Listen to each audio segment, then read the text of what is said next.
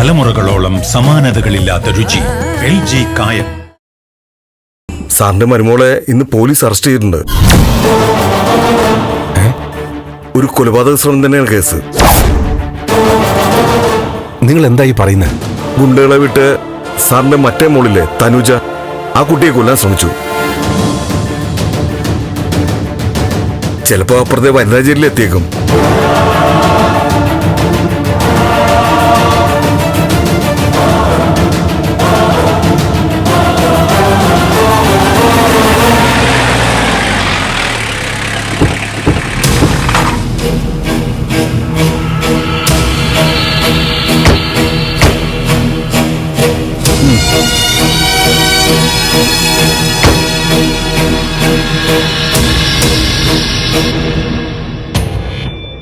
Sir, ആ വാടോ.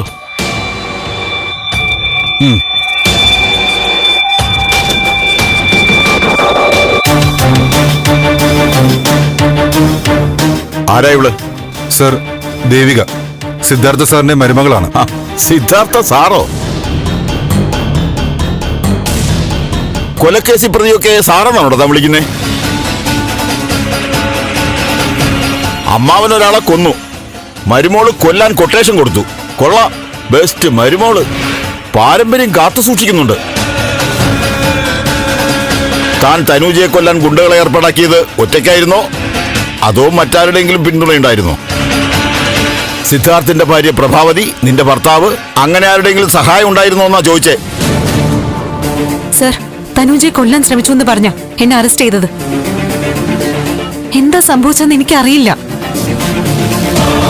ഈ പറയുന്ന കാര്യത്തിൽ ഞാൻ ഉത്തരവാദിയല്ല.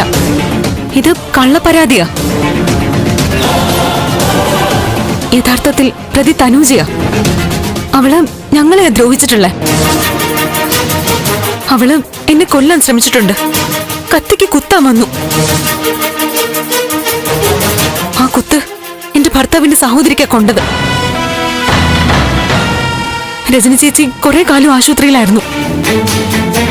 അത് ശരി, കത്തിക്കുത്ത് വെടിവെപ്പ്, മൊത്തം ചോരമയമാണല്ലോ കുടുംബത്തില്. അന്ന് തനൂജ ആക്രമിച്ചതിന് പരാതി കൊടുത്തിരുന്നു. ചോദിച്ചത് കേട്ടില്ലേ? ഇങ്ങനെ ഒരു ക്രൈം നടന്നിട്ട് പരാതി കൊടുത്തോ? അത് പിന്നെ ഗിരീഷേട്ടൻ, രജനി ചേച്ചിയുടെ ഭർത്താവ് പരാതി തന്നിരുന്നു. ആ പരാതിയല്ലേ സിദ്ധാർത്ഥൻ ഇടപെട്ട് മാറ്റിയത്? അയാൾക്കറിയാം അയാളുടെ മോളാണ് തനൂജ. ആ പെണ്ണിന് അപകടമൊന്നും വരാൻ പാടില്ലായിരുന്നു. പക്ഷേ ബാക്കിയുള്ളവർക്ക് മനസ്സിലായി അവള് കുടുംബത്തിന് ഭീഷണിയാണ്. എത്രയും പെട്ടെന്ന് തട്ടിക്കളഞ്ഞില്ലെങ്കിൽ കുടുംബസ്വത്ത് അവൾക്ക് കൂടി പോകുമെന്ന്. അങ്ങനെ എല്ലാവരും കൂടി ചേർന്ന് നിന്നെ ചുമതലപ്പെടുത്തി ഒരു മാർഗം കണ്ടുപിടിക്കാൻ. മീര കേസിൽ എക്സ്പീരിയൻസ് ഉള്ള നീ ഗുണ്ടകളെ ഏർപ്പാട് ചെയ്തു. പക്ഷെ പ്ലാൻ ചെയ്തതുപോലെ അവളെ കൊല്ലാൻ പറ്റിയില്ല. സാർ പറയുന്നതൊക്കെ പച്ചക്കള്ളോ? മീര കേസിലെ യഥാർത്ഥ പ്രദീപ് ജയിലില്ല. ആ കേസിൽ എന്നെയും ചേർത്ത് പരാമർശിക്കരുത്. അതുപോലെ തനൂജ അച്ഛന്റെ മുൻ MLA സിദ്ധാർത്ഥന്റെ മകളല്ല. ഇത് സ്റ്റേഷനാണ്. നിന്റെ പ്രസംഗമൊക്കെ അങ്ങ് തറവാട്ടി മതി. കൊലപാതക ശ്രമക്കേസിലെ 1-ാം പ്രതിയാ നീ. മൊഴി തയ്യാറായിക്കൊണ്ടുവരും, അതിൽ ഒപ്പിട്ടോളണം. വായിച്ചു നോക്കിയിട്ട് ഒപ്പിടാം സർ. വായിച്ചു നോക്കിയിട്ട് ഒപ്പിടുള്ളൂ അല്ലേടി? വായിച്ചു നോക്കുക മാത്രല്ല, അത് ബോധ്യപ്പെടുകയും വേണം സർ. എന്താണോ ഇവള് മനുഷ്യാവകാശ കമ്മീഷനിൽ പോകുന്നാണോ? ഇവൾക്കൊരു അവകാശവും കിട്ടാൻ പോണില്ല. നിന്നെ കൊണ്ട് മൊഴി ഒപ്പിടിക്കാൻ പറ്റുമെന്ന് ഞാൻ നോക്കട്ടെ. ഞാൻ പറഞ്ഞതനുസരിച്ചില്ലെങ്കിൽ നിന്റെ അന്ത്യം ഇതിനകത്തായിരിക്കും. സാറിന് എന്നെ പേടിപ്പിക്കാം, പക്ഷെ ഞാൻ പേടിക്കണമെന്ന് നിർബന്ധിക്കാൻ പറ്റില്ല. നീ പേടിക്കില്ലല്ലടി. തെറ്റ് ചെയ്തെങ്കിലല്ലേ സർ പേടിക്കേണ്ടതുള്ളൂ. സാറ് പറയുന്നു ഞാൻ ഗൂഢാലോചന നടത്തിയെന്ന്. പക്ഷെ ആരാണ് യഥാർത്ഥത്തിൽ ഗൂഢാലോചനക്കാരെന്ന് എനിക്ക് മനസ്സിലാവുന്നുണ്ട്. അത് ശരി, നിന്നെ കുറിക്കാൻ ഞാനും കൂടി ചേർന്ന് ഗൂഢാലോചന നടത്തിയെന്നാണോ നീ ഉദ്ദേശിക്കുന്നേ? നിന്റെ നാശം നീ തന്നെ ചോദിച്ചു വാങ്ങുക. FIR ഇടാൻ വരട്ടെ. ഇവള് ചില കാര്യങ്ങളൊന്ന് പഠിക്കാനുണ്ട്. അതൊക്കെ ഒന്ന് പഠിപ്പിച്ചിട്ട് മതി കോടതി കൊണ്ടുപോകുന്നത്. സാർ അത് ചോദ്യം വരുമ്പോൾ ഞാൻ ഉത്തരം പറഞ്ഞോളാം. താനിപ്പോ പറയുന്നത് അനുസരിച്ചാ മതി. സാർ നിന്നെ കൊണ്ട് മൊഴി ഒപ്പിടിച്ച് വാങ്ങാൻ പറ്റുമെന്ന് ഞാനൊന്ന് നോക്കട്ടെ.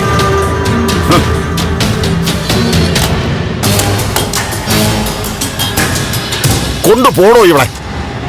സാർ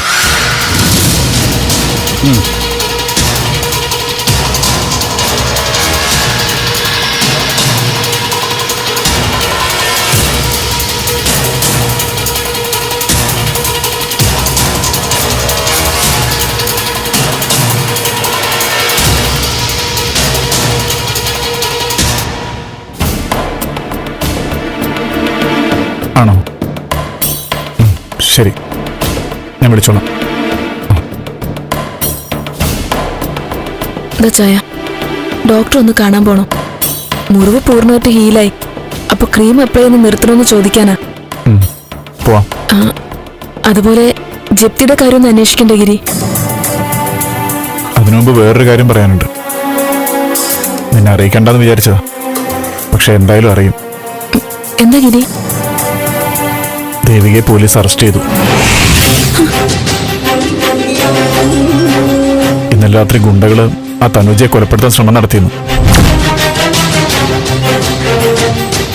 ദേവികയെ അവർക്ക് സംശയം. സ്റ്റേഷനിലേക്ക് ദേവിയെ കൊണ്ടുപോയിരിക്കുക. കൊണ്ടുപോട്ടെ, എല്ലാരും അറസ്റ്റ് ചെയ്ത് കൊണ്ടുപോട്ടെ. ദേവികയും നന്ദനയും അമ്മയൊക്കെ കൊണ്ടുപോയി ജയിലിൽ അടക്കട്ടെ.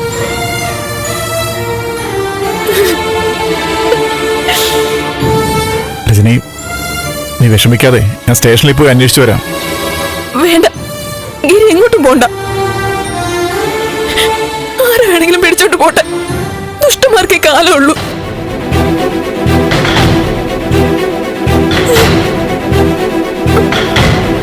അമ്മ കേട്ടോ? ദേവിക അറസ്റ്റ് ചെയ്തു. അവളെ തനുജയെ ആക്രമിക്കാൻ ഗുണ്ടകളെ അയച്ചു. എന്താ ഗിരി കേൾക്കുന്നതൊക്കെ?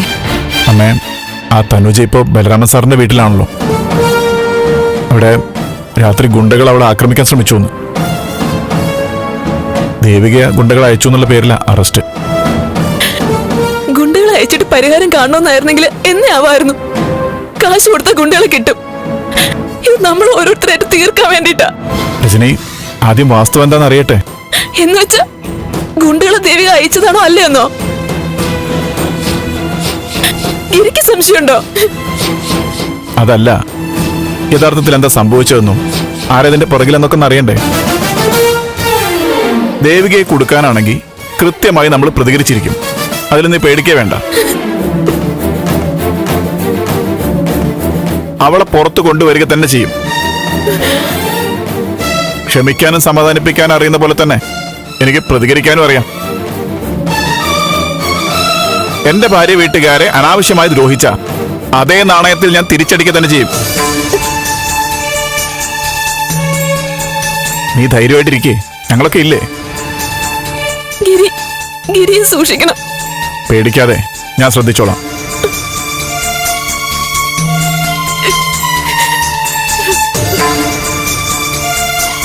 അമ്മ, ഞാനിപ്പോ വരാം. രജനി,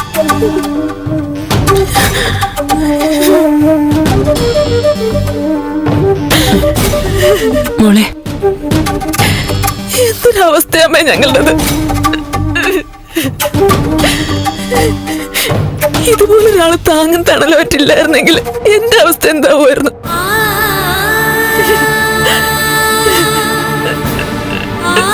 മോളെ കരയണ്ട.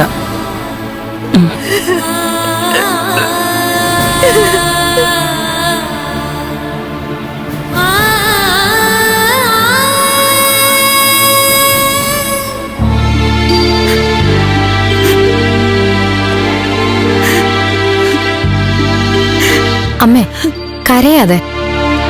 ചേച്ചിയെ ചോദ്യം ചെയ്യാൻ വേണ്ടി വിളിച്ചതായിരിക്കും. നന്ദേട്ടൻ ഇങ്ങോട്ട് കാര്യങ്ങളൊക്കെ വിളിച്ചറിയിക്കാന്നല്ലേ പറഞ്ഞേ? ക്ഷമിച്ചിരിക്കാമ്മേ. ഈശ്വര, അവൾ ഇങ്ങനൊരു ജന്മായി പോയല്ലോ. എന്റെ മോൾ ആർക്കും ഒരു ദ്രോഹവും ചെയ്തിട്ടില്ല. പക്ഷെ അവൾക്ക് ഒരു സ്വസ്ഥതയും സമാധാനം കിട്ടുന്നില്ലല്ലോ.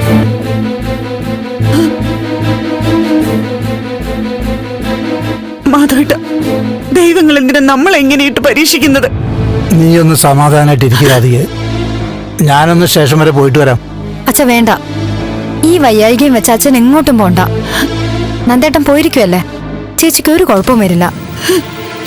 എന്തെങ്കിലും ഉണ്ടെങ്കിൽ നന്ദൻ വിളിക്കുമായിരിക്കും അല്ലേ? അതെ അച്ഛാ, നമ്മളിങ്ങനെ പേടിച്ചിട്ട് എന്താ കാര്യം?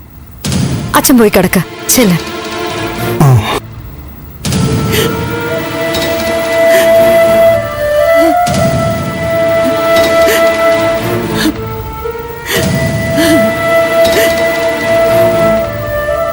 അമ്മയ്ക്ക് പറഞ്ഞ മനസ്സിലാവില്ലേ? ഇങ്ങനെ കരഞ്ഞോണ്ടിരിക്കാതമ്മേ. ഒരമ്മയ്ക്ക് എത്രയാന്ന് പറഞ്ഞ് സഹിക്കാൻ പറ്റും? 10 മാസം എന്റെ വയറ്റിൽ വളർന്ന കുഞ്ഞ് ലോകത്തിപ്പോ എന്തൊക്കെയാ അനുഭവിക്കുന്നത്? അമ്മ എന്ന് പറഞ്ഞ ഒരാള് ഇത് കണ്ട് എങ്ങനെ കരയാതിരിക്കും? ഞാൻ തൊട്ടില്ലാട്ടിയതും പാല് കൊടുത്തതും കൈ പിടിച്ച് നടത്തിയതുമൊക്കെ ഇതുപോലുള്ള ദുഷ്ടക്കൂട്ടങ്ങൾക്ക് കണ്ണീര് കുടിപ്പിക്കാനാണോ? ദൈവങ്ങൾക്ക് അവളോടാണോ എന്നോടാണോ ദേഷ്യം? അമ്മ,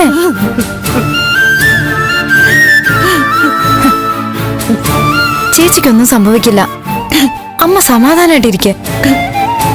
ഇതിൽ കൂടുതൽ എന്ത് സംഭവിക്കാൻ എന്റെ മോക്ക്? നന്ദനെ കല്യാണം കഴിച്ച അന്ന് മുതൽ അനുഭവിക്കാൻ തുടങ്ങിയതല്ലേ. മരിച്ചവരെ പറയാൻ പാടില്ല. എന്നാലും ആ മീര കാരണം പാവം എന്റെ മോള് കുടിച്ച കണ്ണീരിന് കണക്കുണ്ടോ? ആദ്യം നന്ദന്റെ പേരില് മീര പ്രയാസപ്പെടുത്തി, പിന്നെ മീര മരിച്ചതിന്റെ പേരില്. പെറ്റ വയറിന് മക്കളുടെ ദുഃഖം താങ്ങാൻ പറ്റില്ല. അമ്മ ഇങ്ങനെ കരഞ്ഞ അച്ഛന്റെ അവസ്ഥ എന്താവും? അതൊന്ന് ആലോചിക്ക. എനിക്ക് വയ്യ, എനിക്ക് എന്റെ മോളെ കാണണം. അമ്മ,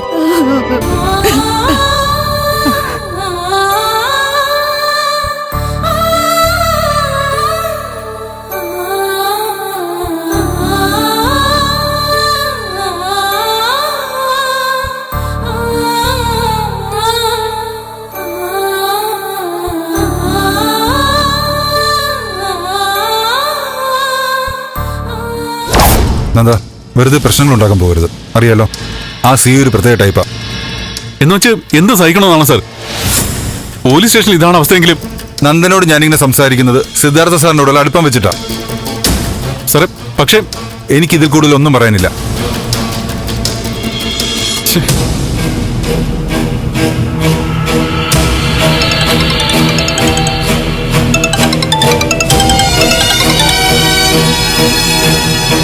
ഹലോ ഹലോ മോനെ, എന്തായി? ദേവികയെ കണ്ടോ? ഇല്ലമ്മേ, ദേവിയെ കാണാൻ പോലും അനുവദിക്കുന്നില്ല ആ സി ഐ. ഇത് കൃത്യമായ ഗൂഢാലോചന തന്നെയാ. ഈ സി ഐ തേവക്കാടുമായി കൂറുള്ള ആളാ. കള്ളക്കേസെടുത്ത് ദേവി ജയിലിലടയ്ക്കാനുള്ള നീക്കുക. നമ്മുടെ അഡ്വക്കേറ്റിനെ ഒന്ന് വിളിച്ചു നോക്കാം, എന്ത് ചെയ്യണമെന്ന് ചോദിക്കാം. അഡ്വക്കേറ്റ് വിചാരിച്ചിട്ടൊന്നും ഒരു കാര്യമില്ലമ്മേ. പുറകില് ത്യാഗരാജന്റെ കൈകളാ. അവൻ നന്നായി കാശിറക്കിയിട്ടുണ്ട്. ഇതിലെന്തെങ്കിലും നടക്കണമെങ്കിൽ ഇനി അവൻ തന്നെ വിചാരിക്കണം. എന്നെ കൊല്ലാൻ നോക്കിയിട്ട് നടന്നില്ലല്ലോ, അതിന്റെ പകോടിയുണ്ട് ത്യാഗരാജന്.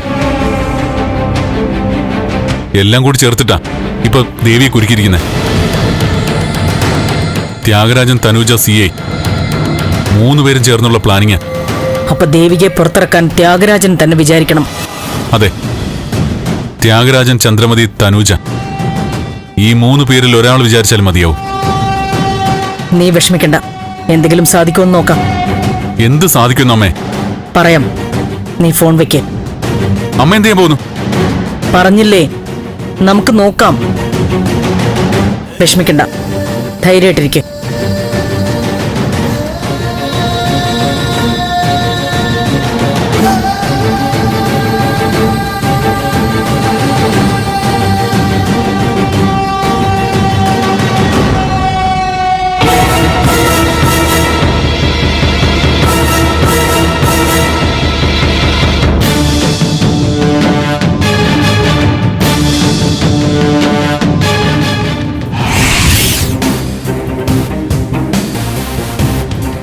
2 ദിവസം അവള് സ്റ്റേഷനിലായിരിക്കും. എന്നിട്ട് FIR ഇടും. പുറത്തിറങ്ങാൻ പറ്റാത്ത രീതിയിലുള്ള വകുപ്പുകളായിരിക്കും ചേർക്കുന്നത്. അവള് പുറത്തിറങ്ങരുത്.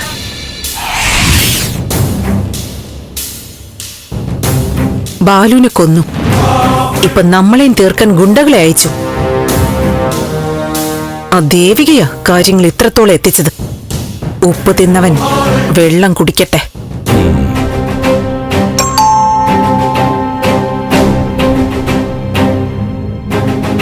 സ്റ്റേഷനിൽ നിന്നായിരിക്കും മൊഴിയെടുക്കാൻ വരുമെന്ന് പറഞ്ഞിരുന്നു.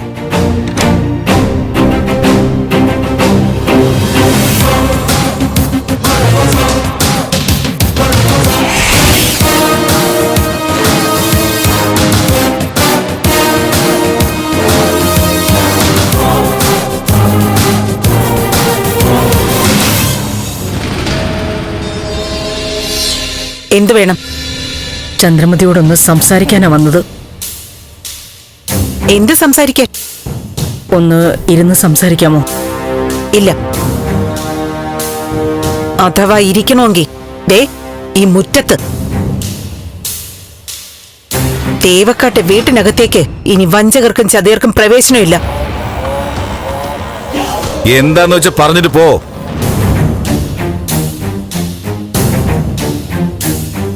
ദേവികയുടെ അറസ്റ്റിനെ കുറിച്ച് പറയാനാണ് ഞാൻ വന്നത്. അതൊക്കെ സ്റ്റേഷനിൽ ചെന്ന് പറഞ്ഞാ മതി. ചന്ദ്രമതി, ഒരു മിനിറ്റ്.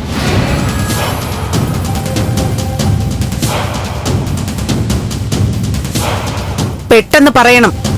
ചന്ദ്രമതി, വഴക്ക് കൂടാനല്ല ഞാൻ വന്നത്. അതിനായിട്ടാണ് വന്നതെങ്കിലും ഒരു പ്രശ്നവുമില്ല. വഴക്കുകൂടാ. ചന്ദ്രമതി, തേവക്കാട്ട് ഗുണ്ടകൾ ആക്രമിക്കാൻ വന്നുവെന്നും ആ ഗുണ്ടകളെ അയച്ചത് ദേവികയാണെന്നും പറഞ്ഞിട്ടാ അറസ്റ്റ് നടന്നിരിക്കുന്നത്.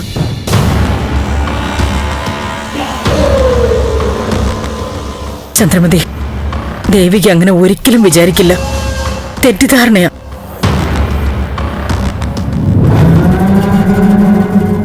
ചന്ദ്രമതി ആ പരാതി പിൻവലിക്കണം. പ്രഭാവതിക്ക് പോവാം.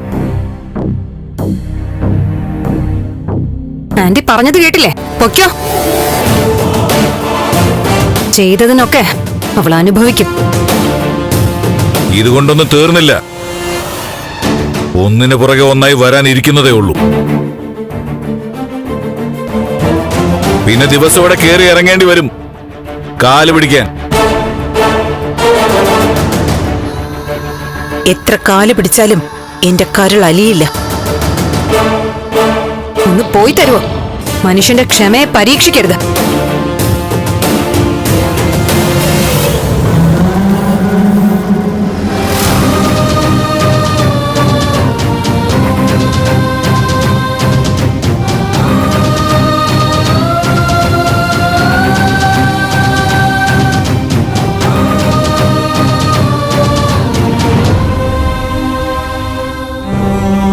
ബാലുവിന്റെ ആത്മാവിനെ പോലും കളങ്കപ്പെടുത്താൻ നോക്കിയവളാ ദേവിക. പുതിയ കഥകളും കൊണ്ട് വന്നു. ചെകിട്ട തടിയും കൊടുത്ത ഞാൻ അവളെ പറഞ്ഞു വിട്ടത്. അതിന്റെ പകയില്ല അവള് തനുജയെ കൊല്ലാൻ ആളുകളെ വിട്ടത്.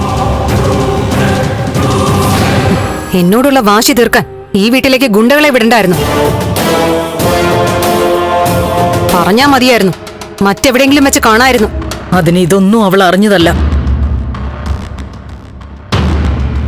ദേവികയ്ക്കോ എന്റെ കുടുംബത്തിനോ ഈ സംഭവത്തിൽ പങ്കില്ല.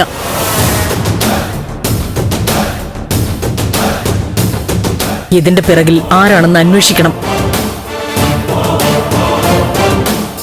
എന്തെങ്കിലും ഒന്ന് തെളിയുന്നതിന് മുൻപ് ദേവികയെ പ്രതിസ്ഥാനത്ത് നിർത്തുകയല്ല വേണ്ടത്. ഇനി എന്ത് തെളിയാൻ? ചെയ്തതിനുള്ള ശിക്ഷ വാങ്ങിക്കൊടുക്കലേ ഇനി ബാക്കിയുള്ളൂ. അത് ശരി. അപ്പൊ സ്വയം അങ്ങ് കോടതിയാവുകയാണല്ലേ?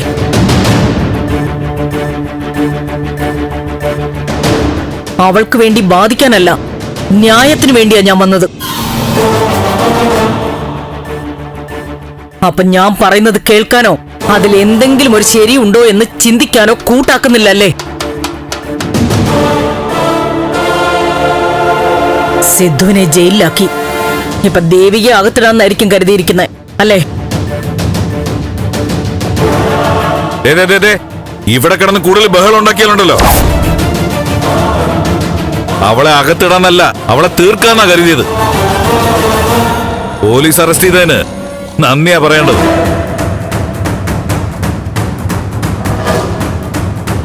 ഞാനാണ് ശിക്ഷ കൊടുത്തിരുന്നെങ്കിൽ മരണശിക്ഷ ആവുമായിരുന്നു അവൾക്ക്.